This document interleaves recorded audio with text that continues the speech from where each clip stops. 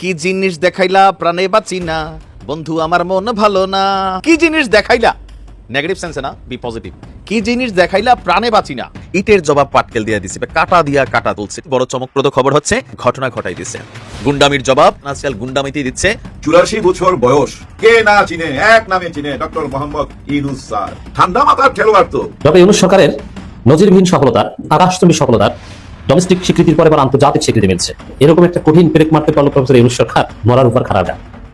কাটা জায়গায় লবণ ছিটিয়ে, মরিচ দিয়ে লবণ ছিটিয়ে দিচ্ছে ইউনূস সরকার। ভারতে মিছিল শুরু হয়েছে, শেখ হাসিনা হটাও, ভারত বাঁচাও এবং তার ফাঁসি কার্যকর করা হোক। ভারত থেকেও এমন দাবি তোলা হচ্ছে। শেখ হাসিনা এখন নরেন্দ্র মোদীর গলার কাঁটা হয়ে গেছে। নরেন্দ্র মোদী না গিলতে পারতেছে না ফেলতে পারতেছে। একটু খারাপ সংবাদ আছে, বেগম খালেদা জিয়ার যে তিনি মারা গেছেন, খুব ইমার্জেন্সি জনাব তারেক রহমান বাংলাদেশে আসছেন। তারেক রহমান লন্ডন থেকে ঢাকার পথে আছেন। 24 ঘন্টা আগেই খালেদা জিয়ার মৃত্যু হয়েছিল, সংবাদ গোপন রেখেছিল তারেক রহমান। সব জল্পনা কল্পনার অবসান ঘটিয়ে অবশেষে তারেক রহমান দেশে ফিরছেন। মানবতা বিরোধী অপরাধে দণ্ডপ্রাপ্ত আসামি শেখ হাসিনার ভাগ্নি ব্রিটিশ এমপি টিলুপ সিদ্দিককে গ্রেফতার করা হয়েছে। প্লট বরাদ্দে দুর্নীতি মামলায় টিলুপকে 2 বছরের কারাদণ্ড দেন আদালত। নতুন একটা নিউজে আপনাকে স্বাগতম। প্রিয় দর্শক, বাংলাদেশের রাজনৈতিক প্রেক্ষাপট ও সার্বিক পরিস্থিতির কিছু ভিডিও নিয়ে আপনাদের সামনে হাজির হয়েছি, যার কিছু অংশবিশেষ আপনারা ইতিমধ্যেই দেখে ফেলেছেন এবং এই অংশবিশেষ দেখার মাধ্যমে আপনারা বুঝতে পেরে গেছেন যে আজকের ভিডিওটা কতটা গুরুত্বপূর্ণ হতে যাচ্ছে। তাই প্রিয় দর্শক, সম্পূর্ণ ভিডিওটি না টেনে দেখলে আপনারা ভিডিওর মূল বিষয়টি বুঝতে পারবেন। আমি আর বেশি কথা বাড়াবো না, তবে যারা চ্যানেলটিতে নতুন তারা সাবস্ক্রাইব করে পাশে থাকা বেল আইকনটি বাজিয়ে দিবেন, আর যারা ইতিমধ্যেই সাবস্ক্রাইব করে রেখেছেন তাদেরকে অসংখ্য ধন্যবাদ।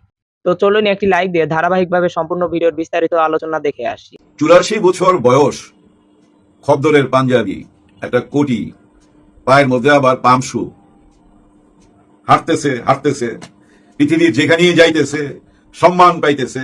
কে না চিনে, এক নামে চিনে, ডক্টর মোহাম্মদ ইউনূস স্যার। ওনাকে নিয়ে যখনই কথা বলে মোহাম্মদ ইউনূসটা লাগায়, মোহাম্মদ শব্দটা লাগায়, ওনার দেশের পরিচয়টায় চলে আসে কি বাংলাদেশ। ডক্টর মোহাম্মদ ইউনূস, বাংলাদেশ।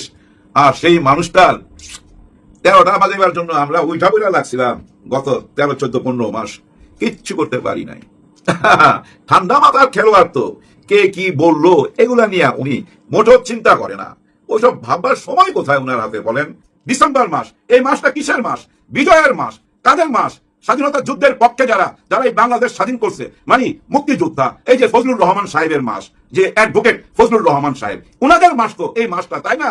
দেখেন ওই মাসই এমন একটা রিপোর্ট নিয়ে আসলো পিলখানার, যারা 57 জন অফিসারকে পৃথিবী থেকে বিদায় করলো। এই যে 57 জন অফিসার শহীদ হলো, এর মধ্যে ভাই অনেকেই তো মুক্তিযোদ্ধা। আর এই কিলটা কারা করাইলো? এই রিপোর্টে কি আছে? আওয়ামী লীগের নাম আছে, শেখ হাসিনার নাম আছে, প্রশাসনের মধ্যে অনেকেই জড়িত, সবাই নাম এখানে লেখা আছে। আর এই লেখাটা কাদের চোখ রাঙ্গানিকে উপেক্ষা করে আনলো? একবার খেয়াল করেন তো। দেশি বিদেশি সব রকম চাপকে তোয়াক্কা না কইরা ওনার কাজটা উনি কইরা যাইতেছে। আগামীর কাজগুলো উনি এইভাবেই করবে। শাপলা হত্যাকাণ্ডের বিচারটা সামনে আসবে কিনা? ওনার একটা বক্তৃতার মধ্যে আমি শুনছিলাম এই শাপলা চত্বরের কথা। এই হত্যাকাণ্ডের বিচার উনি করতে চায়। আসলে উনি বলছিল না আমি বড় প্যাকেজ একটা করতে চাই আর ছোট প্যাকেজ, কোনটা চান? কেউ কিছু উত্তর দিতে পারে নাই। ওনার মতো করে উনি একটা প্যাকেজ বানিয়ে নিছে। আর ওই প্যাকেজটা এত ঠান্ডা মাথায় উনি চালায় যাইতেছে যে কে উনাকে মহোদয় কইলো, কে মাননীয় কইলো, কে ফুল স্টপ কইলো, কোনো কিছুই তোয়াক্কা করে নাই। বিদেশির চাপ তোয়াক্কা করে নাই। কাউকে বলার সময় তো নাই। উনি নাকি রাজনীতি বুঝে না। আরে উনি যদি কিছু না বুঝে, আপনারা বুঝেন ঘোড়ার ডিম। উনি যেটুক বুঝে ওইটুক কইরা দিয়ে গেল। এই যে দেশটাকে একটা জায়গায় পৌঁছায় দিয়ে গেল, দেখায় দিয়ে গেল অন্যায় করলে বাঁচতে পারবি না, তুই যেই হোস না কেন। অন্যায় করলে 100 হাত মাটির তলে ঢুকলে ওইখান থেকে টাই না বাই তোর বিচার করুম, এটা বুঝাই দিয়ে গেল, এটা শিখাই দিয়ে গেল। কিন্তু আগামীতে যারা নির্বাচিত হইয়া এই দেশ চালাইতে আসবেন, তারা এটা পালন করতে পারবেন কিনা এটা আমরা বুঝে নিব। কারা? আমরা কারা? আমরা ভোটাররা। আমরা তাদেরকেই ভোট দিব যারা আমাদেরকে একটা দুর্নীতিমুক্ত বাংলাদেশ দিতে পারবে। আমরা তাদেরকেই ভোট দিব। ডক্টর ইউনূস স্যার যে পর্যন্ত আগে দিয়ে গেল, যে পর্যন্ত আগে দিয়ে গেল, সবকিছু চিন্তা করেন একবার। ওইখান থেকে আবার শুরু করতে হবে। পিছনে যাওয়ার কোনো উপায় নাই।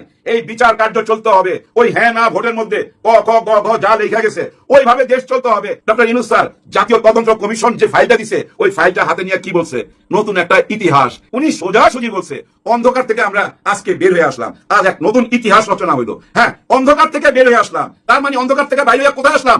আলোর দিকে আসলাম। এই পিলখানা হত্যাকাণ্ডের তদন্ত রিপোর্টের মাধ্যমে। কত বড় কথা! শুধু কথা বড় না ভাই, অনেক বড় দায়িত্ব দিয়ে যাচ্ছে আগামীতে আপনারা যারা দেশ চালাইতে আসবেন তাদের মাথার উপরে। আর আপনারা ওই ওজনটা আপনারা নিতে পারবেন কিনা সেটা আমরা বুঝে নেব। মাইন্ড গেমে পরাজয়।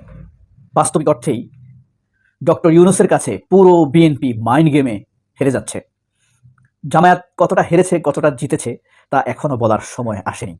জামায়াত কোন পরিস্থিতিতে আছে? ডক্টর ইউনূসের মাইন্ড গেমে সে কি ডক্টর ইউনূসের প্রতিপক্ষ হয়েছে, নাকি ডক্টর ইউনূসের সহপক্ষ হয়েছে নাকি ডক্টর ইউনূসের খেলার শুধুই অবজারভার, এটা বুঝতে পারবে আরো কিছুদিন পর, আমরাও দেখতে পাবো। তবে হ্যাঁ, বিএনপি কোথায় কোথায় ডক্টর ইউনূসের কাছে হেরে গেল, ডক্টর ইউনূস কোন কোন জায়গায় বিএনপিকে খেল খতম করে দিয়েছে। মাঝখানে ডক্টর ইউনূসের সরকারের জনপ্রিয়তার পারদ খুব নেমে গেলেও আবার সেটা খুব দ্রুত উঠে যাচ্ছে। তবে যতটুকু ডক্টর ইউনূসের জনপ্রিয়তা কমেছে তার জন্য একমাত্র দায়ী হলো বাংলাদেশের বিপ্লব বিরোধী মিডিয়া এবং সেনাবাহিনী, আর হলো বিএনপি ও ভারতের প্রোপাগান্ডা। ইউনূস সরকারের বিরুদ্ধে কিন্তু একসাথে এই 4টি স্তম্ভ লেগে গেছে। বিএনপি লেগে গেছে, ভারতের প্রোপাগান্ডা, বাংলাদেশের মিডিয়া, সেনাবাহিনী।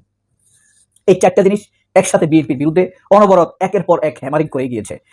বুঝতে হবে ডক্টর ইউনূসের বিরুদ্ধে হ্যামারিং করা মানে জনতাকে হ্যামারিং করা। এই 4টি চক্র শুধুমাত্র ইউনূস সরকারকে মেলাইন করেছে তাই নয়, বিপ্লবী ছাত্রদেরকেও মেলাইন করেছে, বিপ্লবী শক্তিগুলোকে ছোট করার চেষ্টা করা হয়েছে।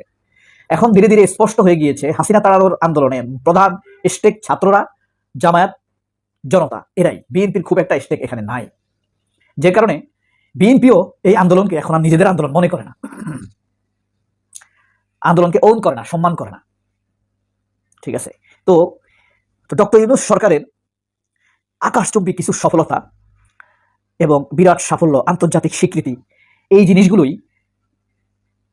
ডক্টর ইউনূসের জনপ্রিয়তাকে আবারও বাড়িয়ে দিয়েছে। আপনি জানেন লন্ডনে সর্বশেষ একটি জরিপ হয়েছে, যদিও জরিপ আমি কম বিশ্বাস করি, সেই জরিপে বেশি বেরিয়ে এসেছে ডক্টর ইউনূসের জনপ্রিয়তা 69%। বর্তমানে 69% মানুষ চায় ডক্টর ইউনূস থাকুক, কিন্তু আমরা মনে করি এটা 80 থেকে 85-এর উপরে এরা কমিয়ে দেখিয়েছে।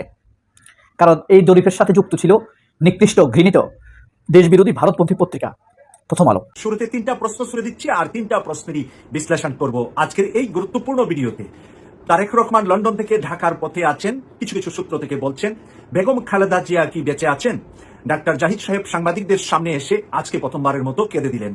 অপরদিকে এসএসএফ এর মাধ্যমে বেগম খালেদা জিয়ার এবার কেয়ার হাসপাতাল ঘিরে ফেলা হয়েছে, সেখানে কঠোর নিরাপত্তার ব্যবস্থা করা হয়েছে যাতে করে কোনো নেতাকর্মী সেখানে গিয়ে ভিড় করতে না পারে। এই 3টা প্রশ্ন নিয়ে আপনাদের সামনে কথা বলছি এই মুহূর্তে। প্রথমত হলো তারেক রহমান সাহেব লন্ডন থেকে ঢাকা রওনা দিয়েছেন, মাত্র 48 ঘন্টার জন্য ঢাকায় আসবেন। কেন 48 ঘন্টার জন্য আসবেন এর বিস্তারিত আলোচনা আমি করব এই ভিডিওতে। তো উনি ঢাকায় রওনা দিয়েছেন, তাহলে বেগম খালেদা জিয়া আমাদের মায়ের মর্যাদায় যিনি আসন্নিত বাংলাদেশের রাজনীতিতে, যার সর্বোচ্চ মর্যাদাশীল ব্যক্তি হিসাবে এই মুহূর্তে বেঁচে আছেন, সেই বেগম খালেদা জিয়া আমাদের মা কি বেঁচে আছেন নাকি আমাদেরকে ছেড়ে আল্লাহর সান্নিধ্যে চলে গিয়েছেন? বিষয়টা খোলাসা করা এই মুহূর্তে সম্ভব নয়, কিন্তু আমরা ডাক্তার জাহিদ সাহেবের সাংবাদিকদের সামনে এসে কথা বলতে গিয়ে উনি কেঁদে দিয়েছেন বেগম খালেদা জিয়ার কথা যখন বলছিলেন। গত কয়েকদিনের ভিতরে আমরা দেখতে পেয়েছি গুরুত্বপূর্ণ বিষয় হলো বেগম খালেদা জিয়ার কোনো সংবাদ যেন কেউ মুখে না বলেন, কেউ এসে যেন বাইরে সাংবাদিকদের সাথে এই বিষয়ে আলাপ না করেন।